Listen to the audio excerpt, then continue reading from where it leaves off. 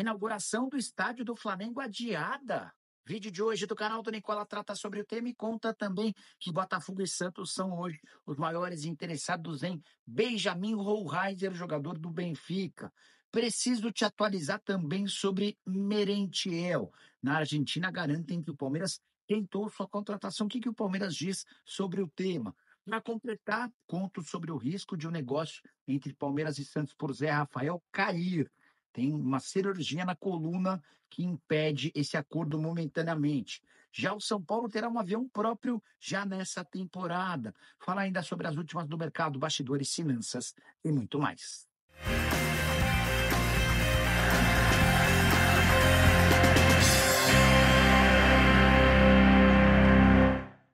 Fala aí, pessoal, sou Jorge Nicola, bem-vindos a mais um vídeo do canal. Sempre bom ter vocês por aqui, sem perder tempo, só pedir para deixar like, se inscrever no canal e ativar as notificações. Bora começar o vídeo com aquele tradicional giro de notícias e a primeira informação é sobre o Vasco, que garante não ter negociação por Federico Girotti. Centroavante argentino, 25 anos de idade, pertence ao Talleres e vem sendo especulado já há algum tempo como possível reforço cruz-maltino. Hoje o foco está em atacantes de lado de campo e no plural, pelo menos 2. Quero contar também que o Flamengo informou que seu preparador de goleiros, Rogério Maia, optou por deixar o Fla para trabalhar no Santos. Ele nem participou das atividades nessa terça-feira. Já Alexandre Galo, que era diretor de futebol do Santos até outro dia, é novo CEO do Botafogo da Paraíba, clube que se transformou em SAF e vai ter o Galo como seu grande gestor.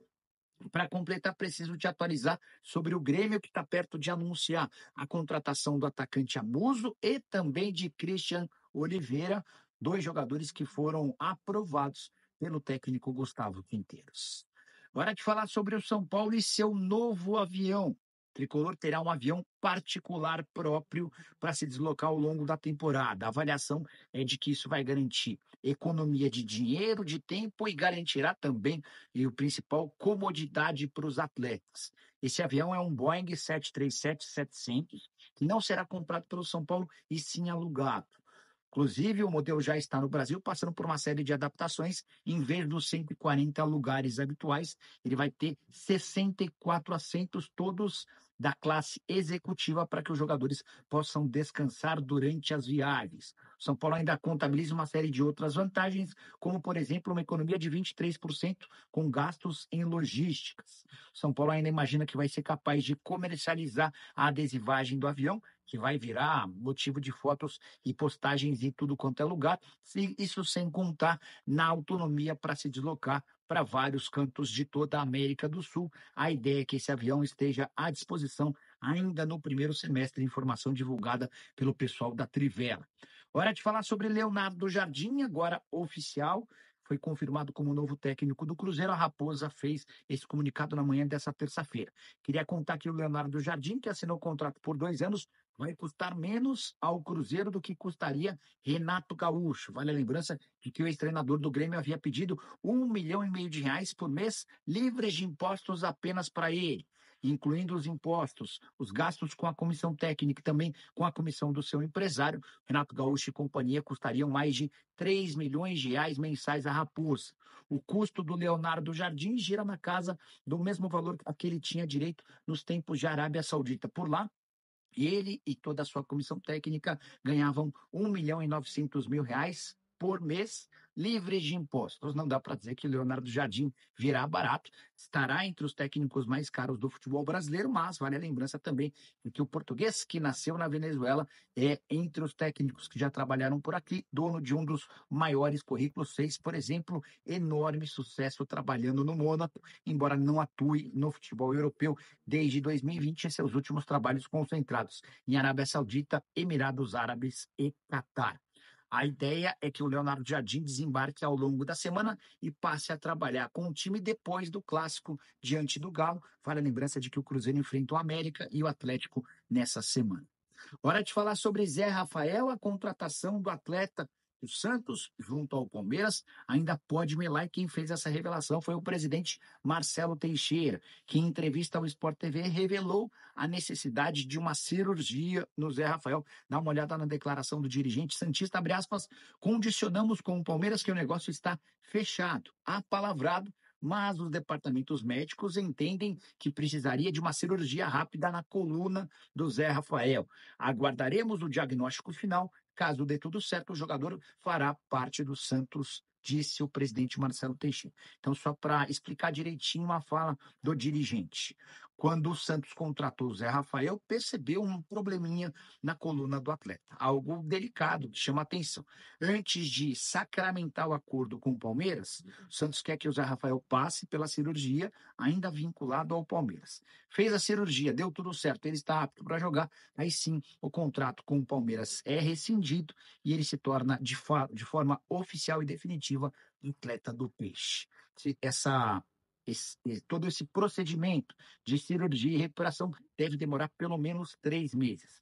Vale a lembrança de que o Zé Rafael já não poderia atuar no Campeonato Paulista pelo Santos, porque foi inscrito pelo Palmeiras e o Campeonato Paulista não permite que um atleta atue ou esteja inscrito em 2 times distintos. Só para completar, o presidente Marcelo Teixeira ainda garantiu nesta terça-feira que Leandro Paredes, volante argentino da Roma, amigo de Neymar, foi consultado, existiu uma conversa, mas o negócio está descartado. Nem o Paredes, nem a Roma têm a intenção de fazer negócio nesse momento. A saideira sobre o Peixe, o Wendel Silva foi devolvido ao Porto e vai jogar pelo Santa Clara. E o Supa, atacante africano, foi devolvido a um time do Catar e vai defender o Farense, também de Portugal. Hora de falar sobre o Palmeiras. Vem da Argentina, mas especificamente de um site chamado El Canciller, a informação de que Merentiel, atacante uruguaio que já foi do Palmeiras e hoje é do Boca Juniors, foi alvo de uma proposta alviverde. De acordo com a apuração dos argentinos, o Roman Riquelme, que é o presidente, o homem forte do Boca Juniors, recusou uma oferta milionária do Palmeiras pelo centroavante de 28 anos de idade. Também, segundo a apuração dos hermanos, só haveria negócio se o Palmeiras concordasse com o pagamento da multa rescisória de 16 milhões de dólares. Vale a lembrança de que o Palmeiras comprou o Merentiel do Defensa e Justiça por 1.400.000 euros e o vendeu para o Boca Juniors depois de uma temporada de empréstimo na Argentina por 2.800.000 euros. Chequei com uma fonte importante do Palmeiras e a pessoa garante que não há negociações pelo Merentiel. O Palmeiras segue em busca de um centroavante, entende que precisa trazer alguém decisivo, definitivo e melhor do que os que já estão por lá.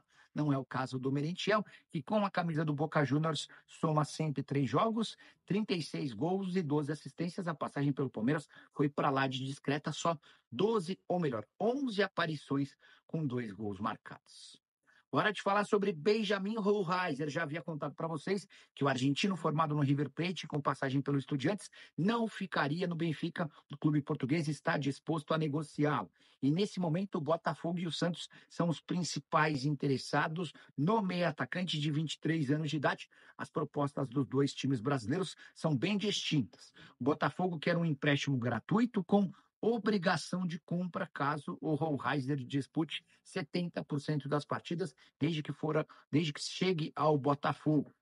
Nesse caso de obrigação de compra, o Botafogo desembolsaria 10 milhões de dólares. A oferta santista é de 5 milhões de euros fixos, mais 6 milhões de euros em bônus.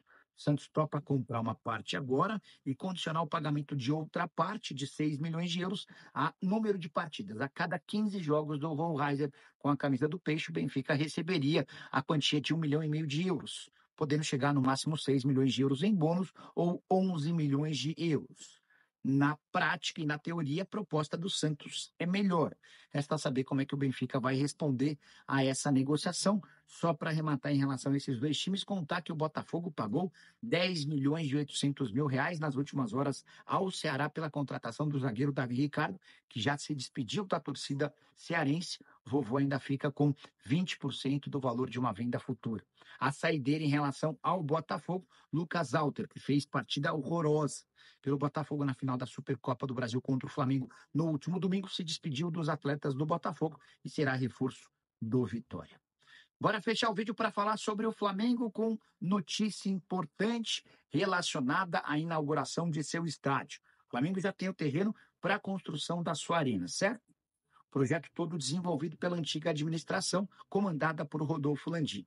O BAP, desde a época em que ainda era candidato, sempre se mostrou muito reticente em relação ao projeto do estádio. A alegação é de que ele não poderia endividar o clube ou criar prejuízo para o departamento de futebol por conta desse sonho de ter uma casa própria.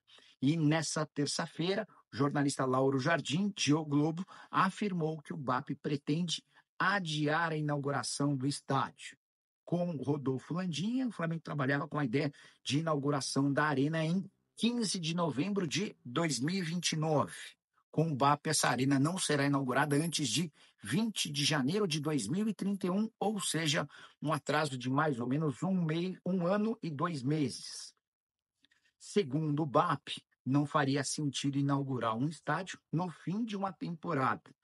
Para completar, ele ainda entende que 20 de janeiro equivale à data de São Sebastião, padroeiro do Rio de Janeiro. Seria algo bacana também para trazer clubes do exterior. Real Madrid e Barcelona seriam os sonhos de consumo do atual presidente. Já a Prefeitura do Rio de Janeiro, que foi muito parceira de Rodolfo Landim, por exemplo, na obtenção do terreno, diante de uma enorme confusão com a Caixa, que era dona do espaço, a Prefeitura teme que o BAP esteja criando desculpas para postergar o projeto.